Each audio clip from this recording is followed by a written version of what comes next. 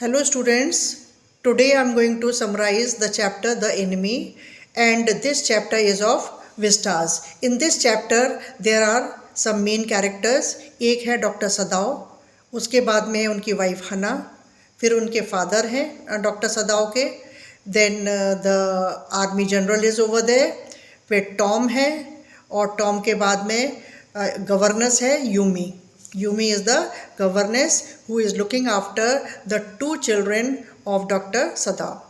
Now, the scene is of World War. World War का time था, world war हो रहा था. उस टाइम पे जैसे हमारे आर्मी के सोल्जर्स होते हैं कि navy, army, air force, they all are active at the time of the war. तो इसी तरह से the war was going on between Japan and America. अब यहाँ पर जब ये वॉर हो रहा था उस टाइम पर एक अमेरिकन सोल्जर जो कि नेवी का था, यूएस नेवी उसके कैप के ऊपर लिखा हुआ था, वो घायल हो जाता है, उसको गोली लगती है पीछे बैक में और वो पानी में गिर जाता है. वो नेवी का सोल्जर था और वो घायल होकर के पानी में गिर जाता है और बहता हुआ जापान में आ जाता है. ठीक है. डॉक्टर सदाव यहाँ पर, डॉक्टर सदाव जो है वो एक सर्जन है, साइंटिस्ट है, and he has discovered how to render the wounds entirely clean. ये उन्होंने डिस्कवरी कर रखी थी. डॉक्टर सदाव के जो फादर हैं वो एक बहुत ही कट्टर जापानीज़ हैं और वो अपने बेटे सदाव को सदाव की एजुकेशन की तरफ ही फोकस्ड थे. ही नेवर मतलब प्लेड और joked with सदाव when he was a child. ठीक है. तो उनका मेन जो मोटिव था, मेन कंसर्न जो था वो थी सदाव की एजुकेशन.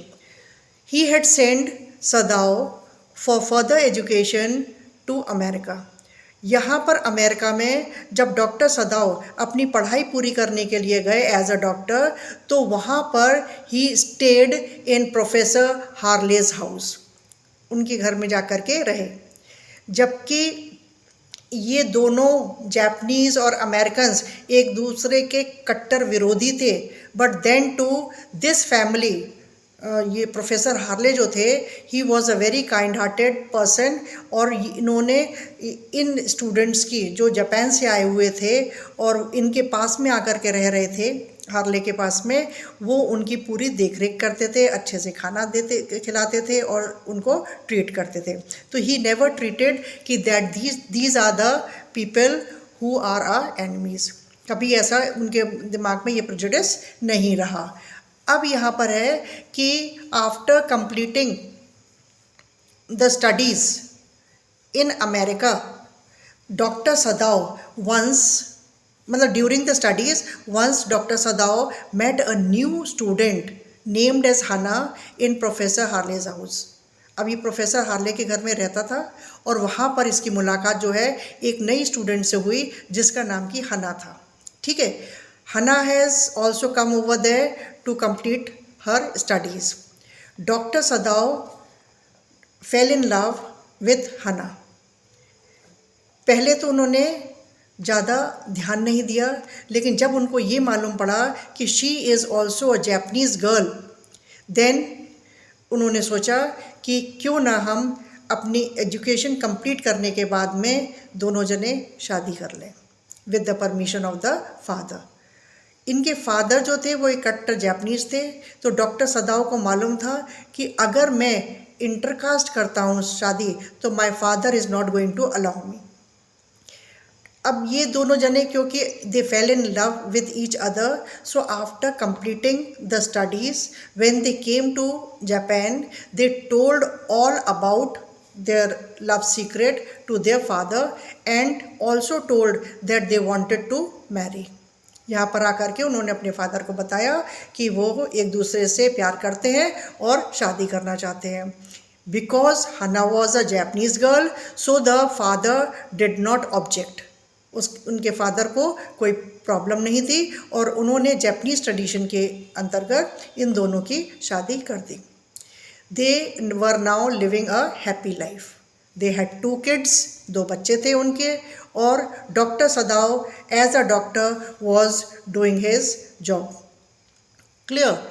अब ये डॉक्टर सदाव जो तो थे, उनको जब ये वर्ल्ड वॉर चल रहा था उस टाइम पर उनको ट्रूप्स के साथ में नहीं भेजा जाता था। आर्मी के जो ट्रूप्स होते हैं उनके साथ में नहीं भेजा जाता था। रीज़न बिहाइंड कि जो आर्मी का जनरल था, he was suffering from some disease and doctor Sadao was the only person who was treating him.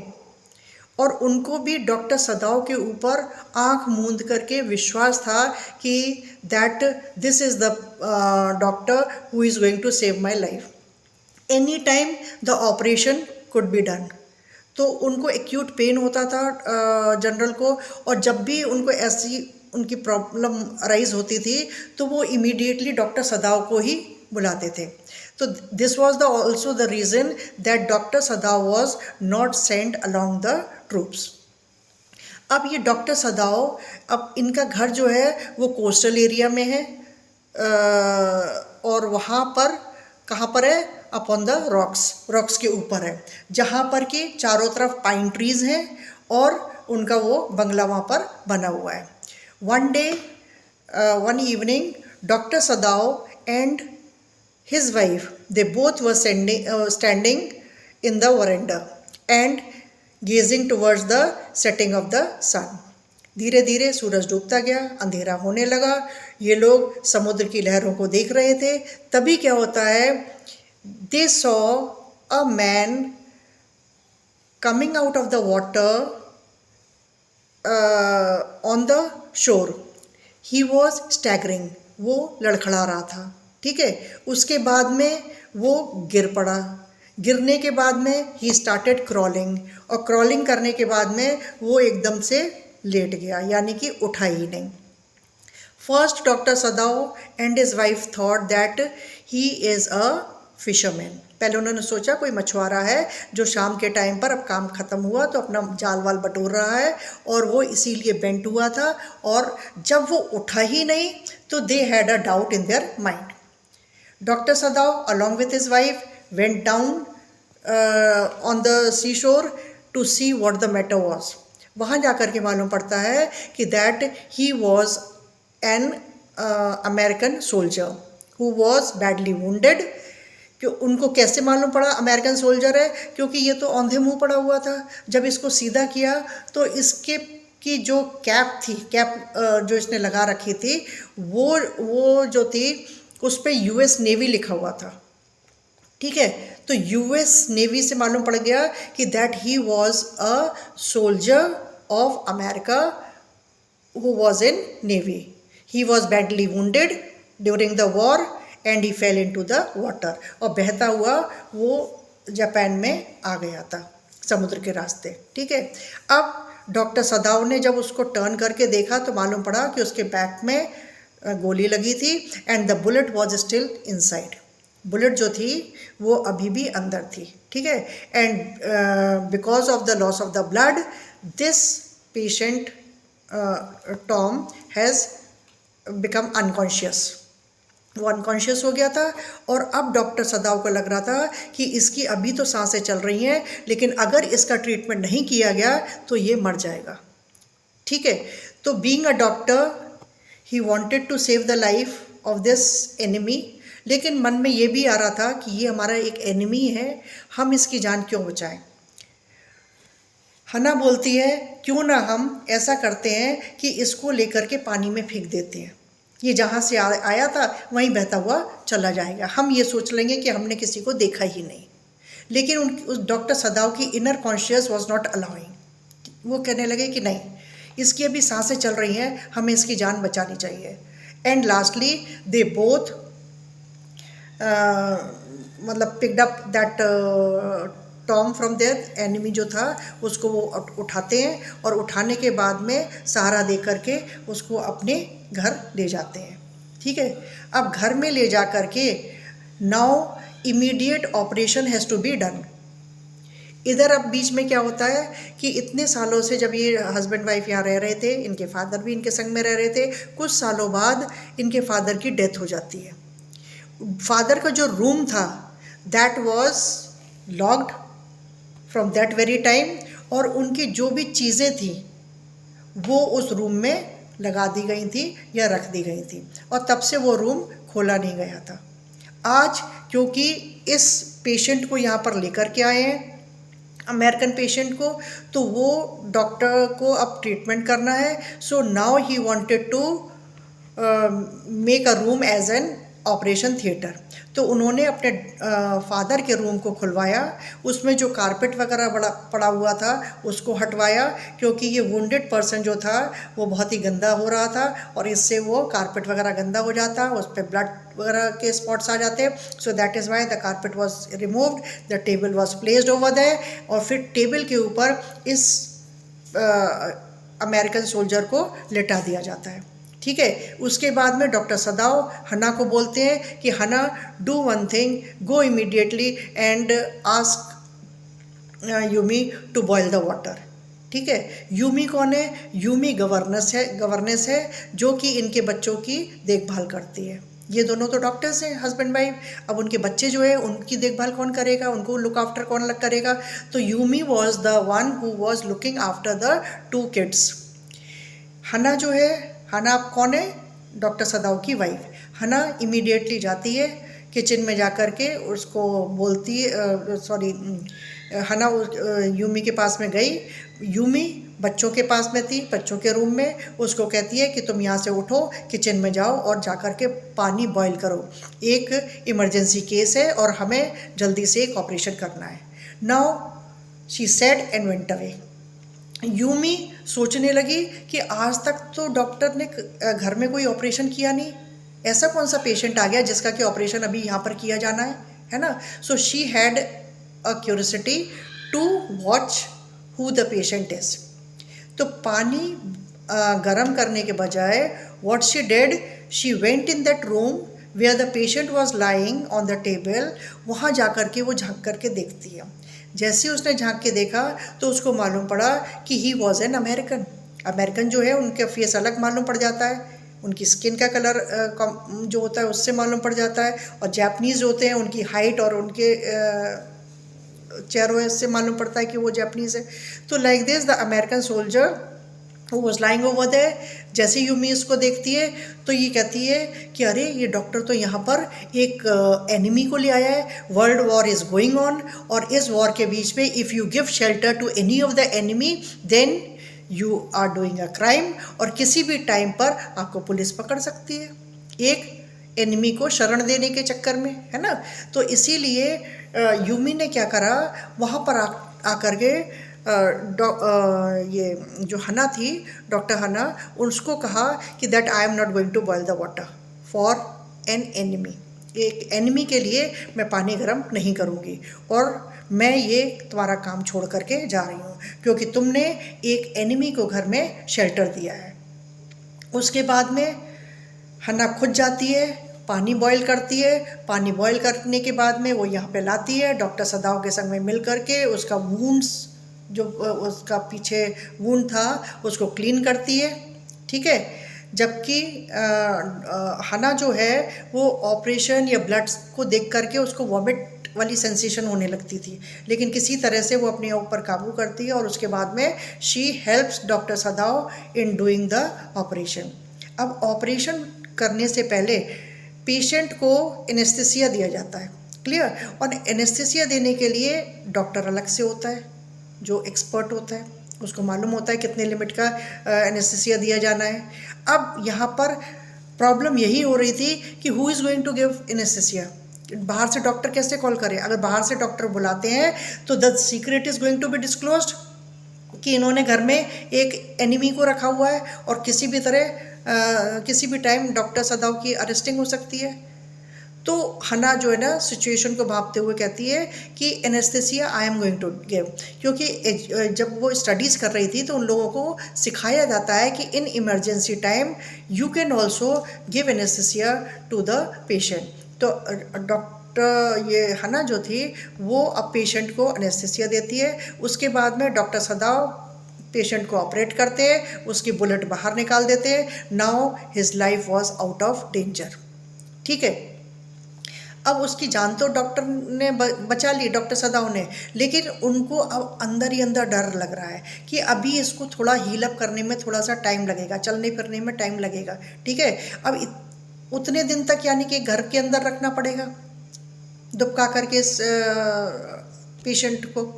और किसी को भी भनक लग गई कि ये अमेरिकन है और शेल्टर दिया हुआ है इसको यहाँ पर, एक एनिमी को, तो प्रॉब्लम क्रिएट हो जाएगी। दूसरी चीज़ क्या थी कि डॉक्टर सदाव के जो और सर्वेंट्स थे वो भी कुछ दिनों तक इंतज़ार करते हैं और डॉक्टर सदाव से कहते हैं कि इसको यहाँ से हटाओ, लेकिन डॉक्टर सदाव पेशेंट के सही होने का इंतज़ार कर रहे थे। जब ये यहाँ का इनके घर का कुक और गार्डनर जब ये देखते हैं कि डॉक्टर सदाव अभी इस पेशेंट को यहाँ से नहीं हटा रहे हैं, तो उनको लगता है कि हम लोग भी मुसीबत में पड़ सकते हैं, तो वो लोग भी वहाँ से चले जाते हैं जॉब छोड़ करके डॉक्टर सदाव के यहाँ से। ठीक, अब डॉक्टर सदाव और उनकी वाइफ हना दोनों रह गए हैं घर के अंदर अकेले, और ये टॉम है, दोनों छोटे बच्चे भी हैं घर के अंदर। ठीक, तो डॉक्टर सदाव जो है वो अब बहुत ज़्यादा वरिड है। उसको ये लग रहा है कि कभी भी कुछ भी हो सकता है, क्योंकि ये जो सर्वेंट्स हैं वो जो घर से बाहर चले गए हैं, they can disclose the secret to anybody, है ना। कहीं इन्होंने बाहर जा कर के किसी को बोल दिया तो बड़ी गड़बड़ हो जाएगी। इसी बीच में क्या होता है, एक दिन जनरल के यहाँ से, जनरल जो मैंने बताया था जिसको कि प्रॉब्लम रहती थी और वो डॉक्टर सदाव पे ही फेथ करता था और डॉक्टर सदाव के ही ट्रीटमेंट के अंडर रहता था, तो उसने अपनी एक मैसेंजर को बोला कि go and call doctor सदाव immediately, I am not feeling well. तो उसको बहुत तकलीफ़ हो रही थी, उसने मैसेंजर भेजा, वो डॉक्टर सदाव के यहाँ आता है मैसेंजर, और आकर के कहता है कि जनरल ने, जनरल टाकिमा है उनका नाम, है ना, तो जनरल टाकिमा ने आपको तुरंत बुलाया है। अब यहाँ पर हना जो है ना, जनरल के आदमी को देख करके, मैसेंजर को देख करके डर जाती है। वो ये सोचती है कि कहीं जनरल को सीक्रेट तो नहीं मालूम पड़ गया डॉक्टर सदाव का कि इन्होंने एक एनिमी को शेल्टर दिया हुआ है ना। तो अब वो बहुत घबराने लगती है, तो डॉक्टर सदाव उसको तसल्ली देते हैं कि let me go and see what the problem is over there. अब वो डॉक्टर सदाव मैसेंजर के संग में जाते हैं और वहाँ जा कर के उनको मालूम पड़ता है कि डॉक्टर सदाव को मालूम पड़ता है कि जनरल टाकिमा को कुछ भी नहीं मालूम था इनके सीक्रेट के बारे में, बल्कि उन्होंने तो इसलिए बुलाया था कि वो डॉक्टर सदाव उनका ट्रीटमेंट कर सके। डॉक्टर सदाव उसका ट्रीटमेंट करता है, ट्रीटमेंट करने के बाद में उसको रिलीफ मिल जाता है। General Takima is very thankful to the doctor कि तुम मेरी हर बार जान बचा लेते हो, मैं तुम्हारा ये एहसान कैसे चुकाऊंगा। क्लियर। डॉक्टर सदाव अब सोचते हैं कि यही सही टाइम है कि मेरे को इनको सही बात बता देनी चाहिए, सारी जितनी भी बात है वो सब ट्रुथ इनको बता देना चाहिए। तो doctor Sadao now disclose the secret to general Takima और उनको पूरा बता देते हैं कि उन्होंने एक एनिमी को अपने घर में शेल्टर दिया हुआ है, वो उसको कहाँ से मिला था, कैसे वो घर पे लेकर आए, कैसे उसको ऑपरेट किया, everything he told in detail. अब जनरल जो है वो डॉक्टर सदाव को डांटता नहीं है, नहीं उसको कुछ कहता है, उसको कहता है being a doctor you did your duty of saving a persons life and now because I am the general of army my duty is to protect the country from the enemies, so now my order is that patient, the enemy should be handed over to me। मैं आज रात को तुम्हारे यहाँ पर कुछ असैसियंस को भेजूँगा, वो तुम्हारे यहाँ आएंगे, तुम रात के टाइम पर उस पेशेंट के दरवाजे खिड़की खोल करके रखना, बंद करके मत रखना। मेरे जो एसेशियंस आएंगे वो एकदम से चुपके से घर के अंदर एंटर होंगे, किसी को मालूम नहीं पड़ेगा, और इस पेशेंट को जो ये टॉम है एनिमी, इसको चुपचाप उठा करके वहाँ से ले जाएंगे और उसका एनकाउंटर कर देंगे, उसको मार देंगे। ठीक है, और किसी को भी कानो कान खबर नहीं होगी और इसकी बॉडी को भी ठिकाने लगा देंगे।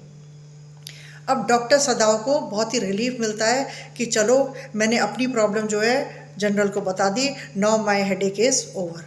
अब वो घर आ जाता है, मन में एक साइड में तो खुशी भी हो रही है कि चलो इस चीज़ से छुटकारा मिला, दूसरी साइड में ये भी लग रहा है कि मैंने उसकी जान बचाई है, and the general is going to take the life of the enemy. ठीक है, अब डॉक्टर सदाव अपने घर आते हैं। घर में आकर के पूरा हाल जो है अपनी वाइफ को बताते हैं, लेकिन ये नहीं बताते हैं कि जनरल ने डॉक्टर सदाव को क्या कहा है रिगार्डिंग दिस एनिमी। ठीक है, और अब doctor Sadao and the wife both are in their bedroom trying to sleep, सोने की कोशिश कर रहे हैं। उधर टॉम अपने रूम में है और टॉम के रूम के दरवाजे जो है उसने खोल करके रखे हुए हैं डॉक्टर सदाव ने, यही सोच करके कि रात के टाइम पे वो डॉक्टर के घर में वो एसेसियंस आएंगे इसको उठाने के लिए। अब रात के टाइम पर हस्बैंड वाइफ तो अपने रूम में, इनको खटपट की आवाज़ आती है। ठीक, तो ये सोचते हैं कि टॉम शायद उठने की कोशिश कर रहा है, इसीलिए कुछ आवाज़ है। ये किसको लगा? हना को लगा, है ना। लेकिन डॉक्टर सदाव को लगा कि शायद जनरल ने अपने आदमियों को भेजा है उसको उठाने के लिए और वो लोग आ गए हैं। ठीक, अब डॉक्टर सदाव जो है वो पेशेंटली इंतज़ार कर रहे हैं सुबह होने का कि सुबह जा कर के देखेंगे कि सीन क्या है। When he gets up early in the morning, he immediately goes to that room of Tom and finds that he is there. वो वहीं है, भला चंगा बैठा हुआ है, आराम से है ना। उसको देख करके वो चौंक जाते हैं और सोचते हैं कि अरे रात को इसका मतलब कोई नहीं आया जनरल के यहाँ से। इसी तरह से ही वेटेड फॉर 3 days। जब 3 दिन तक कोई भी नहीं आता है तो वो समझ लेते हैं कि जनरल जो है वो अपना प्रॉमिस करके भूल गया है। He has forgotten his promise। अब डॉक्टर सदाव ये मुसीबत और दिन तक अपने गले नहीं लटकाना चाहते थे। So what he did was he asked Tom that see your life is not safe in our country। उसको जाकर के बोलते हैं कि अब तुम चलने फिरने भी लगे हो और तुम्हारी ज़िंदगी जो है वो मेरे कंट्री में सेफ़ नहीं है, because you are the enemy of our country. ठीक है, तो मैं ये चाहता हूँ कि तुमको मैं तुम्हारे कंट्री सुरक्षित पहुँचा दूँ। For that I have prepared a boat. मैंने एक बोट बनाई है और उस बोट में आज जैसी सूरज ढल जाएगा, रात सी होने लगेगी, उस टाइम पे मैं तुम्हें उस बोट में बिठाऊंगा। ठीक है, जिसमें मैंने ऑलरेडी तुम्हारा फूड, तुम्हारे खाने के लिए फूड और वाटर फॉर ड्रिंकिंग वो और प्लस कुछ क्लोथ्स रख दिए हैं। ठीक है, और through the sea route you have to go to an island which is in the midst of the ocean. ये समुद्र के बीचों बीच में एक आइलैंड है जो कि बैरन आइलैंड है। ठीक है, क्योंकि वहाँ पे बहुत साल पहले वॉल्केनो आया था, तो उससे क्या हुआ, वहाँ पे सब कुछ ख़त्म हो गया and only the rocks were there. Clear. वहाँ से कुछ कोरियन शिप्स घूम करके अमेरिका के लिए जाते हैं। तो उसने कहा कि मैं यहाँ से बोट से तुमको उस आइलैंड तक पहुँचाने का काम करूँगा। ठीक है, और वो उसको एक अपनी फ्लैश लाइट भी देता है और उसको कहता है कि तुम इसमें बैठ जाना और बैठ करके उस आइलैंड पर पहुँच जाना रात के अंधेरे में, और फिर वहाँ पहुँच करके you can wait for the Korean ships. जैसे ही कोई कोरियन शिप वहाँ से निकले तुम उसको रुकवा के उसमें बैठ करके अपने कंट्री निकल जाना। ठीक है, ये सारी चीज़ें उसको समझा देते हैं। उसके बाद में उसको जापानीज़ स्कार्फ उसके सिर पे बांधते हैं, जिससे कि दूर से देखने पर ये लगे कि जो ओशन में ये बोट जा रही है उसमें कौन है, तो जापानीज़ दूर से नज़र आना चाहिए। तो that is why he told him to wear the Japanese scarf, और उसको कपड़े भी वो पहनाए। फिर उसके बाद में उसको बोट में बिठा दिया और उसको गुड बाय कर दिया, फ्लैश लाइट दे दी। उसने कहा कि अगर तुम्हारा खाना पानी ख़त्म हो जाता है and you are in need of something, तो वहाँ से तुम रात के टाइम पर, ठीक है, जब अंधेरा सा होने लगे तो उस टाइम पर तुम ये फ्लैश लाइट पानी के ऊपर से फेंकना इसकी रोशनी, तो वहाँ से आइलैंड से रोशनी आती हुई जब मेरे को दिखाई देगी तो मैं समझ जाऊँगा कि you are still there and you are in need of something.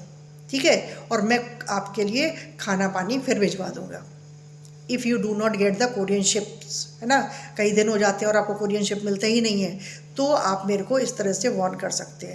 दूसरा उसने कहा कि अगर आप एक बार फ्लैश लाइट करेंगे तो मैं ये समझ लूँगा कि that you are okay over there, ठीक है। ये कह करके ही makes him sit in the boat and say goodbye to him. वहाँ पर वो चला जाता है उधर से ये टॉम, और उसके बाद में उस आइलैंड पे पहुँच जाता है। डॉक्टर सदाओ अपनी वाइफ के साथ रोज़ाना शाम के टाइम पर जब अंधेरा होने लगता है आकर के वरांडा में खड़े होते हैं और उस आइलैंड की तरफ देखते हैं, ये सोच करके कि शायद वहाँ से कोई फ्लैश लाइट दिखाई दे। जब उनको कोई भी फ्लैश लाइट नहीं दिखाई देती है 3 दिन तक ऑब्जर्व करने के बाद में, तो वो समझ जाते हैं कि the American has safely reached his country and this is how doctor Sadao saved the life of an American.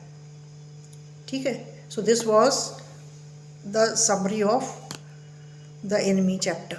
Clear? Thank you.